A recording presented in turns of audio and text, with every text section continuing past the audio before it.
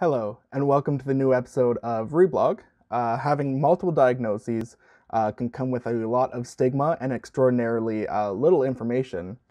Many people in this situation are too frightened to come forward with education and information because of fear of retaliation and doubt. I am no exception to this. I often am afraid to talk about everything that I have because it is so often met with, do you really have all that? You're just seeking attention.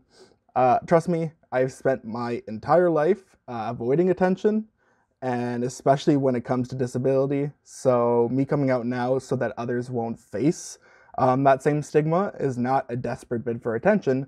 It's a lifeline for others like me. So once again, we are talking about multiple diagnoses. Start the intro.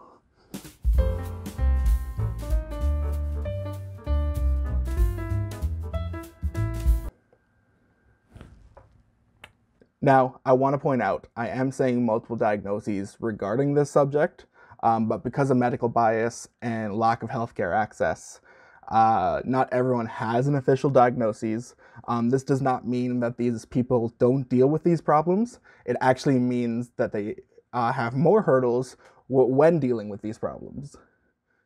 So basically, they're dealing with these problems, but then with the extra crap that they deal with medical bias, and from people being like, see, you don't have an official diagnosis, but it's a cycle. One thing I have heard from just about everyone I have talked about this topic with, there is almost no education and resources on these subjects. We can barely get people to talk about bipolar, CAP, or autism separately, so how are we supposed to find content about how they can interact and react with each other? First, we need to talk about stigma and medical bias.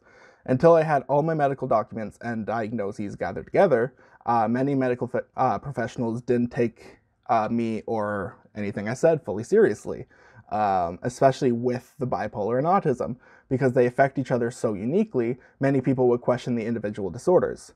Not to mention, a lot of people suddenly come out of the woodwork with imaginary medical degrees, telling you that you are faking it.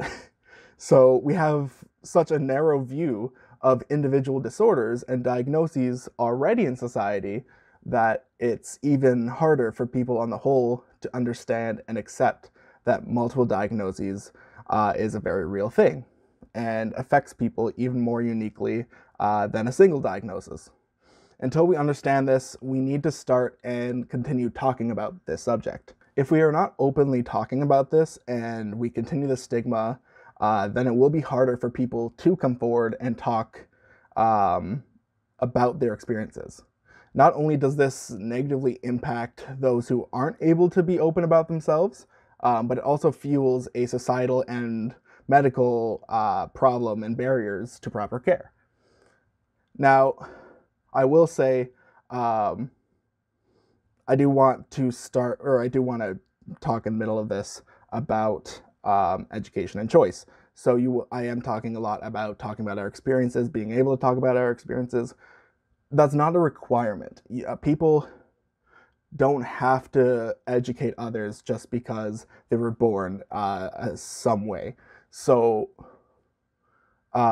if people choose to educate the whole and come forward about their experiences, listen to them, but also don't push those who aren't willing to talk about it, because there's probably one or many reasons why they don't want to talk about it, or it's just their business, because not everyone has to be an educator. But, again, for me, I spent a lot of my life not wanting to talk about this stuff. Just in few rare instances, I did get to talk about it. And besides that, I kind of tried to hide myself just because I had this fear of standing out and being told that I was like attention seeking for all of this.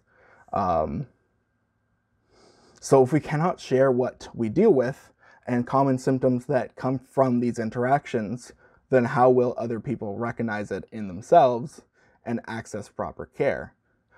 In addition, medical professionals who are raised with a bias and lack of information will continue the cycle with their patients, blocking access to proper medical care and diagnoses.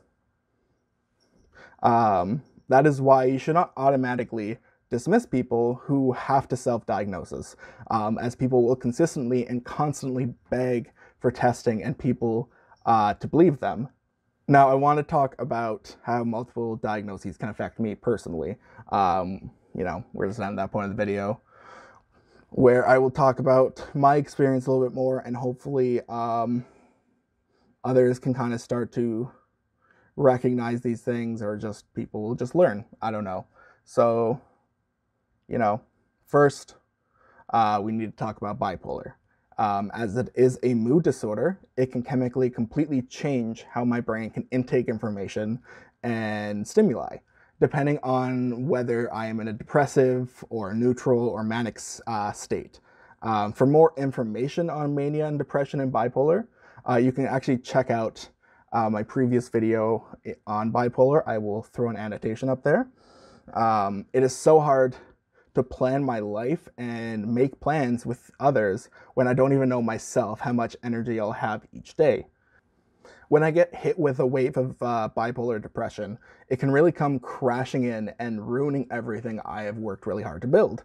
Autism kind of thrives on schedule, routine, and planning. Unfortunately, when depression hits, that all can go out the window if you are not careful. Once I'm in this cycle, I continuously kind of feel worse, or like the world around me is feeling wrong. At my worst, I would have extremely negative and harmful stim behavior that I would do towards myself, obviously. That is why it is so important to keep routine and taking care of myself when I'm not in these episodes. I cannot stress this enough, how proper care during neutral or manic episodes will seriously dampen how bad the depressive dips are. Going back to the wrong feeling, it is an interesting feeling since it is so hard to describe and manifest in different ways depending on whether I am depressive or manic. The proper term for this is actually disassociation, and it is something I was not fully aware of until later in life, actually. I always had these feelings, but I would just say that like I feel off or I feel wrong. But once I had the words for it, I could better recognize it, and thus I could better tackle it. Disassociation is actually a massive umbrella term. If you've ever driven somewhere and have no memory of some or all of your drive, when you get to your destination, that is a very mild form of disassociation, actually. When I am in a depressive episode, my entire body feels wrong. It feels like my soul is like lagging a couple seconds behind my body. That often means it is kind of chilling slightly off center to my body. My body is in a weird fight or flight response. It doesn't know what's going on. And because I feel so wrong, but not in danger, it is essentially blasting all the alarms, but everyone inside is still kind of going about their day. If you don't have the words for this, it is scary and feels kind of more powerful than you can handle.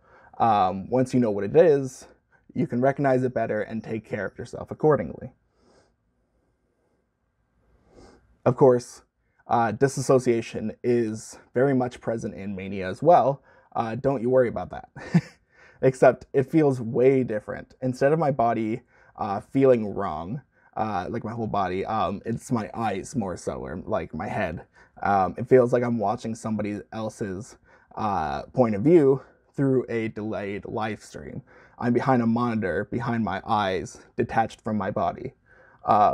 It is just as important to recognize and be aware of these feelings as well. This is where I'm least likely to mask and just kind of blurt out what I think. Unfortunately, I must protect myself as well, and right now it can be dangerous in the wider world if you're not able to mask as an autistic person. Hopefully one day we can get to that point where you don't have to, but I'm also a realist right now, and people just suck. I also stim a lot more in manic episodes, mostly hand stuff, like moving them when I talk. I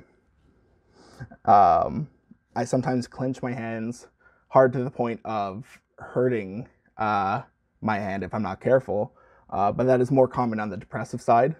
It is important to be aware of how much you are performing certain stims as well. For example, I mess with my hair a lot. As you see, I have a hat on again in this video. When I'm manic, to the point if I'm not careful, I will start tugging hairs out. With mania and autism, it is important to be careful you are taking care of yourself, as it is very easy to not eat, sleep, or take care of yourself in many different ways. Autism can already give us a hyper focus on certain tasks, but mania essentially overclocks it. And if you've ever been solely focused on a single project, so much so that you can literally work on it for 8 to 12 hours straight, you know what I mean. You need to learn to break your focus better when you are in a neutral mode. Set up routines where you're taking care of yourself and breaking up your work. This will set you up better for success in depressive and especially manic episodes.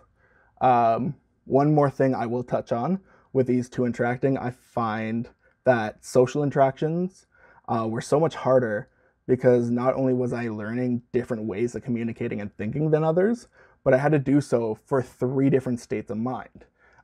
It was harder to keep up long-term friends because social cues were already so difficult for me to learn, but also fighting my own turbulent mood at the same time, not easy. I'm a notorious flake and known for not talking to people for months on end. I get that. I do work on that every day, but it does happen. It is also tough letting people into the depressive side of yourself, especially when you do feel that the manic, more outgoing part of yourself is the only part that people will like. And in all honesty, people will love every part of you, and people will also not. That is fine, as it means that those people that aren't willing to do that and to love all of you, they're just not meant to be in your life, maybe. Because, you know, there are, you know, you can love yourself, every part of you. There are people that will love every part of you, so just don't focus on the other people, but that's easier said than done, of course. A lesser interaction I do want to bring up, but one that definitely has still affected me a lot, is CAP, Central Auditory Processing Disorder, and autism. I've always had severe social anxiety directly surrounding not being able to properly hear the other person. My whole life growing up, I dreaded and feared having like those celebrity moments that like others dreamed of having. And it's always like, what if they don't hear me properly? Like, or what if I don't hear them properly? Sorry. And they laugh at me, and like everyone's laughing at me, and then like this whole fan base knows that I'm a fool, and I don't know. That is all that would go through my head for anyone, really, but mainly people I looked up to. It doesn't just affect my social anxiety, though. It genuinely does make it harder for me to control my volume. One thing I do hate is talking in movie theaters, because I'm A, expected to hear them over the movie, and B, expected to find a proper volume to speak so that they can hear me over the movie. Or I'm not yelling in the theater. So more often than not, I'm talking way too loudly or way too quiet. Let me jump in here though. Anybody who's like trying to talk to you in the movie, like shut up, watch the movie. That's just rude.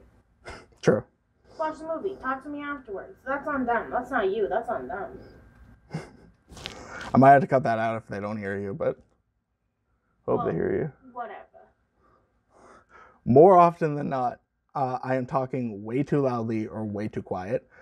Some of that genuinely does come with the fact I have a harder time comparing my own volume to the world around me, because I cannot properly hear the world around me.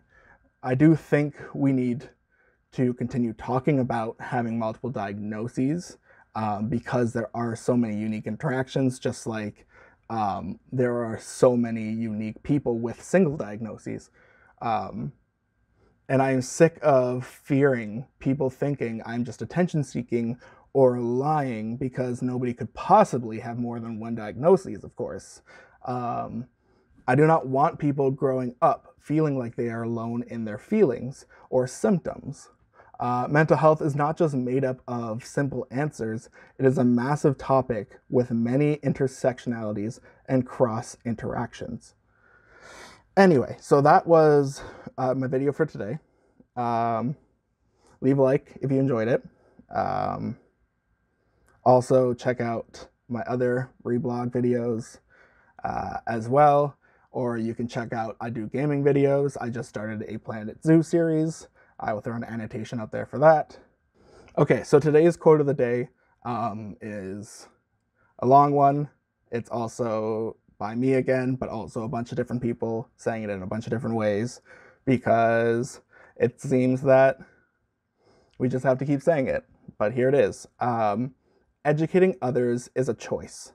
People are not required to educate others on subjects pertaining to their disability, race, religion, sexuality, gender, etc.